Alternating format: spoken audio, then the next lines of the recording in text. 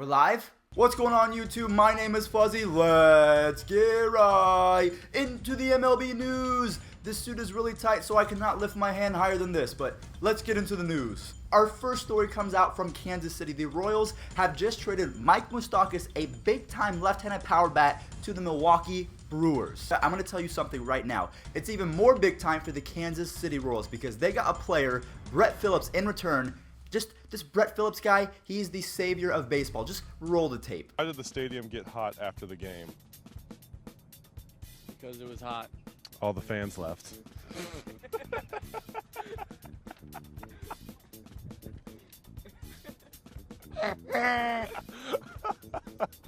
What happens to a frog's car when it breaks down?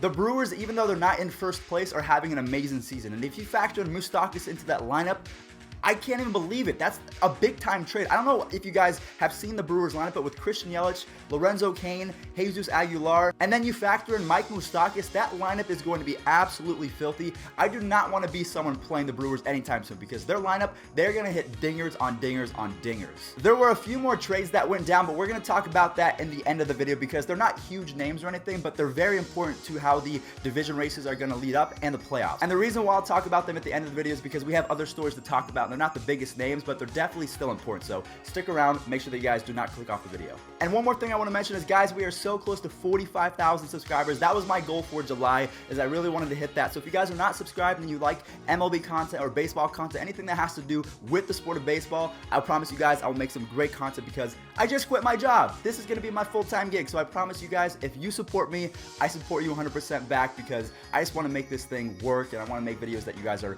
proud to watch. I can talk about baseball all day long, and you guys know that. It's the greatest sport of all time. So without further ado, let's get back into the video and watch this Mookie Betts tank walk-off home run. High fly ball. This one is way back. Kiss it goodbye. Deep into the night. The Red Sox walk it off. Mookie Betts.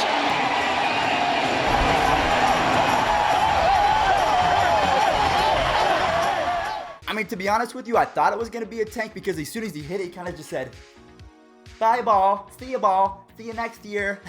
So he hit that ball pretty well, but I thought it was going to be a straight pimp shot over the green monster. But Mookie Betts, is he the best player in baseball? Let me know in the comment section down below. I know some of you guys are going to rip each other's heads off down there, but try and be civil about it, okay? So I'm going to pin the question to you right now. Who is the best player in baseball? If you had one draft pick for the next 10 years, the next 15 years, if you just had one draft pick to say who is the best player in baseball, my left hand, Mookie Betts. My right hand, Mike Trout. Who are you taking and why? Let me know in the comment section down below. Just be nice about it because you guys are going to go after each other. Just don't do that. Just be happy. It's baseball. It's a lot of fun. Just let me know. High fly ball. Did he get enough of it? Suarez has homered in 5 in a row. Holy Moses, can you believe it? Eugenio Suarez of the Cincinnati Reds is a potential MVP candidate, and the big thing about that is Joey Votto is on that same team. Scooter Gennett is on that same team as well. I know Scooter Gennett is not in the same category, but he's having an amazing season as well. The Reds, they have some big bats, and now that they have Matt Harvey on their squad as well, he's pitching a little bit better. They're a very interesting team, but they're still not in the mix. But back to Eugenio Suarez, he has just hit a home run in 5 straight games. I think the guy is almost up to 80 RBIs on the season. He is one of the best hitters in the entire league, and this dates back even to last year. I remember the first time I even heard about Eugenio Suarez, and it wasn't in real life. I was playing MLB The Show 17, and I drafted him in Battle Royale. The guy had 5 or 6 home runs in one round of Battle Royale. It was the craziest thing ever, and I thought to myself, who is this guy? He was just a silver bat. Now he's a gold player. I mean, he might make his way to a diamond hitter. The guy is insane. So Eugenio Suarez, keep that name in the back of your mind because if you guys are a playoff contender, you might want to trade for this guy because he instantly makes you one of the best hitting teams in all of baseball. I mean, if you think about it, what team needs a third baseman? I know the Yankees have Miguel Andujar, but what if the Yankees traded for Suarez because Aaron Judge just went down? Imagine that. A power bat at Yankee Stadium with the short porch, Eugenio Suarez. Oh my gosh. And victim number 11 here in the 8th, and that's 200 for Max Scherzer. Happy birthday, Max Scherzer. 7th straight season with 200 strikeouts.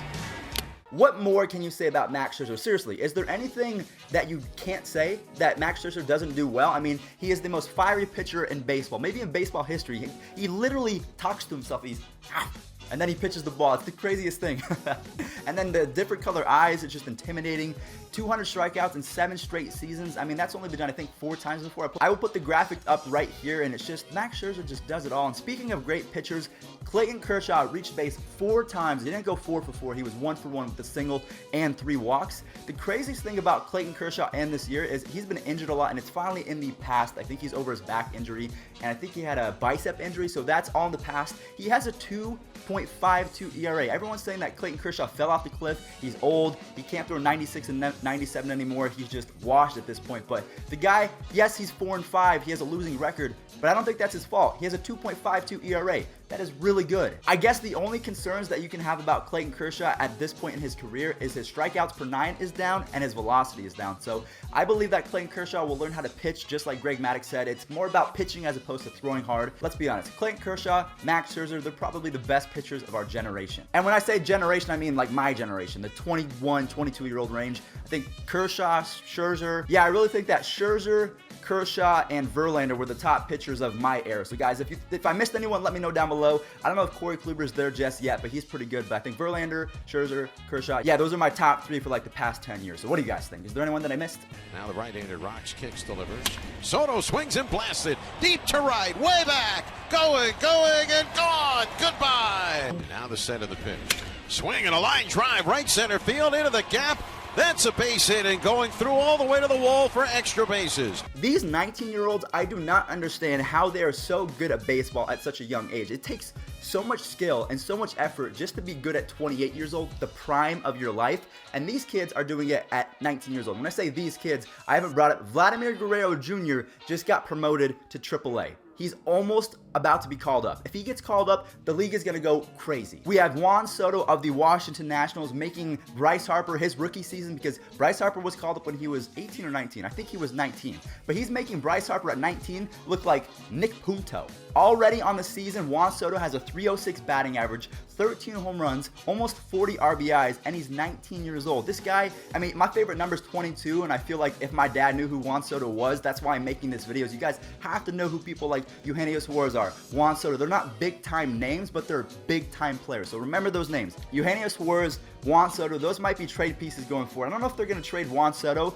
Let me just throw something at you, okay, guys? Let me know what you think about this. This is just my thought process. So the Washington Nationals, they've had Bryce Harper for what, 7-8 years? They haven't made the World Series once. They're supposed to be the best team in baseball. At one point, they had Scherzer, they had Jordan Zimmerman, Gio Gonzalez, Steven Strasburg in the rotation. They had an amazing lineup with Bryce Harper at the helm of it, and they couldn't even make the NLCS. So, guys, what do you think about this? What if the Nationals stuck with Juan Soto going forward, the 19-year-old phenom, and instead of signing Bryce Harper, they trade him for pieces? I mean, that's just me. What if you traded Bryce Harper for Gleyber Torres? What if you traded Bryce Harper for just an entire farm system? You could get that because he's going to be signed for $350 to $400 million. But with Juan Soto, I feel like the blow would be not as bad because he's raking at 19 years old. So let me know what you guys think. If you were the Washington Nationals, would you stick with Juan Soto and keep going forward and trade Bryce Harper for a ton of pieces?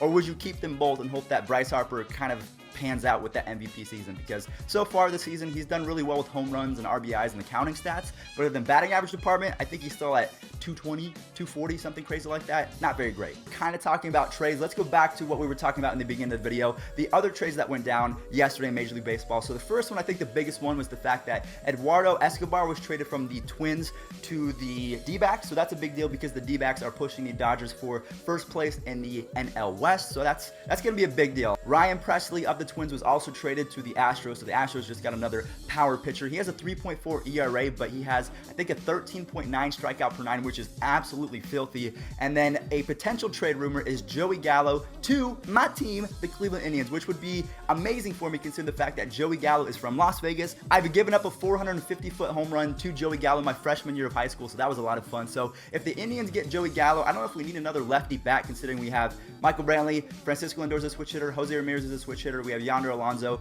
Lonnie Chisenhall, Tyler Naquin. We have too many.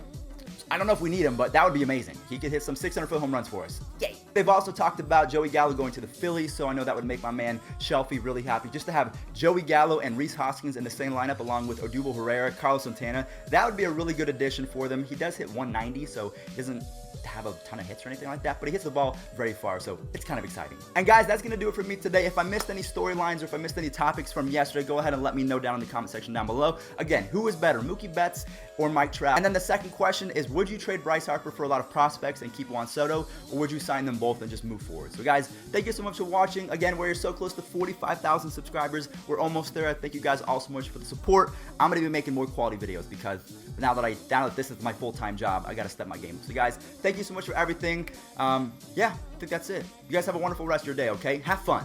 Do homework if you're in school. If you're working, work very hard and get that money. Awesome. All right, hug your mom.